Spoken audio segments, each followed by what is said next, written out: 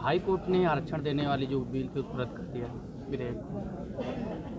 देखिए, वो बाबा साहब डॉक्टर अम्बेडकर जी ने जो संविधान में व्यवस्था दिया, उस व्यवस्था के तहत प्रदेश सरकार प्रस्ताव पास करती है, दोनों सदन से पास होता है, फिर जाता है उच्च सदन लोकसभा और राज्यसभा, वहाँ पास होता है। उसके बाद तब RGI registrar general of India उसके पास जाता है, वो पंजीकृत करते हैं। फिर उसके बाद उसी रास्ते राज्यसभा लोकसभा होते हुए फिर विधानसभा वो कानून बन के आता है, तब वो प्रमाण पत्र जारी करने का आदेश पारित हो जाता है। लेकिन दुख इस बात का है, जो हम सावधान यात्रा की बात करें, फिर मैं अपने मुद्दे पर आ रहा हूँ कि सावधान यात्रा इसी नाते है कि जब कांग्रेस की सरकार थी उस समय भी समाजवादी पार्टी की सरकार यूपी में थी, बसपा की सरकार यूपी में थी, तब इन लोगों ने 17 जातियों के आरक्षण देने के सवाल पे यहाँ से प्रस्ताव, दिल्ली से प्रस्ताव पास करा करके क्यों नहीं RGI को भेजा। जब ये सत्ता में रहते हैं तब ये 17 जातियों का मामला हो, चाहे सामाजिक न्याय समिति का मामला हो, चाहे एक समान शिक्षा की बात हो, चाहे गरीबों के इलाज फ्री की बात हो, चाहे घरेलू बिजली के बिल माफी की बात हो, तो फिर ये लोग क्यों नहीं करते। इसी नाते हम जनता के बीच में जा रहे हैं, जनता को सावधान कर रहे हैं कि इन नेताओं से सावधान रहो, ये धोखा देने वाले लोग हैं। आज जो कोर्ट ने खारिज किया है वो समय नहीं आता, अगर RGI ने मुहर लगा दी होती, अगर ये लोग पास करा दिए होते तो आज वहाँ कोर्ट का मुहर लगाने की, रिजेक्ट करने की आवश्यकता ही नहीं पड़ती। क्या लग रहा है केवल चुनावी नखरेबाजी करते हैं लोग? देखिए, नेता, मैं बार बार कहता हूँ, नेता दुमहिया सांप होते हैं। अभी आपके सामने ओम प्रकाश राजभर बयान दे रहे हैं ना, थोड़ा सा टेढ़मेढ़ बोल दिए, आपने टीवी पे चला दिया, फिर ओम प्रकाश राजभर बोलेंगे तो तोड़ मरोड़ के दिखाया जा रहा है। ये नेता का बयान है। तो इस नाते नेता सही लड़ाई, 69,000 शिक्षक भर्ती, एक दिन मेरे कार्यालय पर 500 से 600 बच्चे घेर लिए मुझे। मैंने मुख्यमंत्री से बात किया, कोशिश किया, बात नहीं हुई, फिर मैंने मैसेज दिया तो शाम को टाइम मिला, मैं चला गया।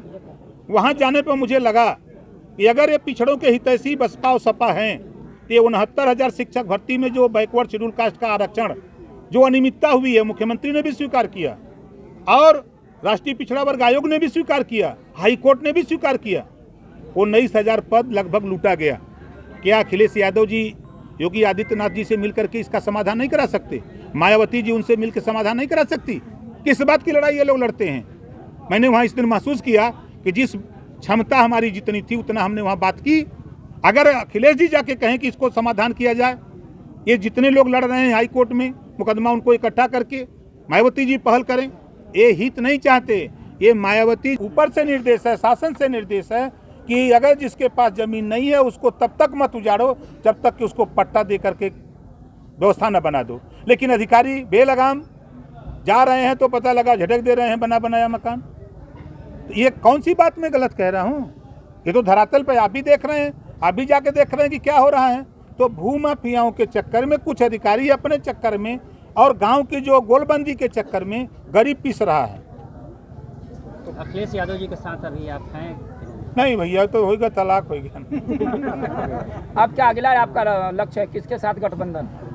25 करोड़ आबादी में जो जातियां हैं अब उन्हीं जातियों से गठबंधन में लगे हैं कि जब यही सरकार बनाते हैं तो नेता लोग तो धोखा दे रहे हैं, तो चलो नेता के जो छोड़ के पहले इधर चला जाए, इनको ठीक किया जाए, फिर आगे टाइम आएगा तो देखा जाए। ये माना जाए कि योगी जी सरकार बनाए हुए हैं, उनकी बढ़ाई भी कर रहे हैं, तो क्या अब अच्छे लगने लगे हैं क्या? हमको तो अखिलेश भी अच्छे लगते हैं। लगते थे, नहीं अब है, क्या है सर? नहीं, काम तो लगते हैं अच्छे जी, मैं काम का काम अच्छे है। मायावती का काम भी अच्छा है। 2024 में अगला लक्ष्य क्या रहेगा आपका? देखिए, हमारी पार्टी का लक्ष्य है कि महाराजा सुहेल देव जी, छत्रपति साहू जी महाराज, महात्मा ज्योतिबा फूले, बाबा साहब डॉक्टर अम्बेडकर की विचारधारा को आगे बढ़ाने वाला दिल्ली की पंचायत में हमारा नेता जाना चाहिए। किसके साथ गठबंधन करके इस बार चुनाव लड़ेंगे? अगली बार बताया जाएगा जब टाइम आएगा तब। ओम प्रकाश जी, जब से Y+ सुरक्षा मिली है, योगी आदित्यनाथ के प्रति जुबान नरम हो गई। नहीं महाराज, सुरक्षा बता रहा है। अरे आप बताओ ना, सुरक्षा तो आपने देखा कि मऊ में कितनी बड़ी सुरक्षा थी। मऊ के कार्यक्रम जब हमने परमिशन लिया लखनऊ से तब सुरक्षा नहीं, जब से लाल लश्करवा मिला तब से योगी जी के प्रति जुबान नरम हो गई। देखिए, मैं बिहार जाता हूँ, चूंकि देखिए हम अपने विधायक दल के नेता हैं।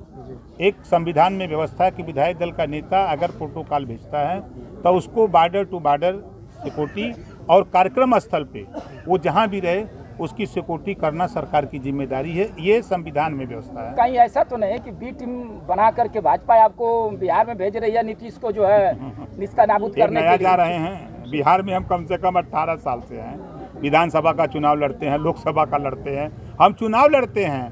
अब इस समय अब उसको लोग दूसरे चश्मे से देखें तो हम क्या करें। ललकार वही रहेगी मऊ वाली। एकदम ललकार तो हमारा वही है कि हक हिस्सा अधिकार चाहिए, रोटी कपड़ा मकान चाहिए। क्या इस बार पलटू चाचा को कहेंगे वहाँ पे? जातिवार जनगणना करा दें। उन्होंने आपके सामने प्रेस वार्ता करके कहा कि मैं जातिवार जनगणना कराऊंगा, तो करा दें। अब तो कोई विरोध करने वाला नहीं है, भाजपा विरोध नहीं कर रही है, आपके साथ है नहीं है, विरोध करे। आपके पास तो अब आप पावर हो गया, आप कराओ। एक समय फूले बाबा साहब डॉक्टर अम्बेडकर की विचारधारा को आगे बढ़ाने वाला दिल्ली की पंचायत में हमारा नेता जाना चाहिए। किसके साथ गठबंधन करके इस बार चुनाव लड़ेंगे? अगली वो बार तो बताया जाएगा जब पार्टी टाइम साथ आएगा तब। ओम प्रकाश जी, जब से वाई प्लस सुरक्षा मिली है योगी आदित्यनाथ के प्रति जुबान नरम हो गई है। नहीं महाराज, सुरक्षा बता रहा है आप। अरे आप बताओ ना। सुरक्षा तो आपने देखा कि मऊ में कितनी बड़ी सुरक्षा थी।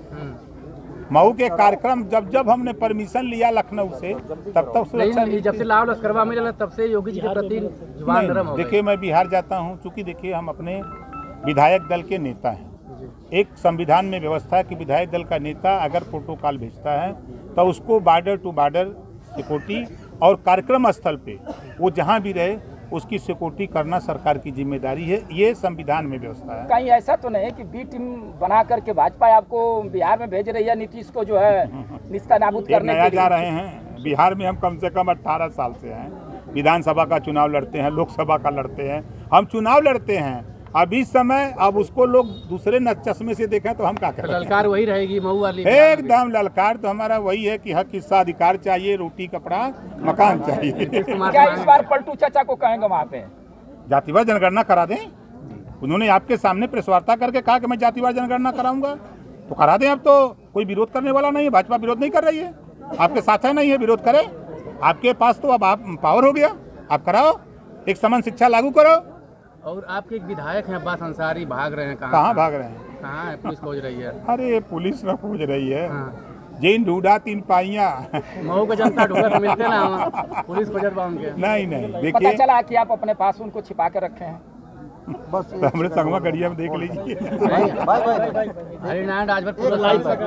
अरे भाई, वो दगे हुए कारतूस की क्या बात कर रहे हैं।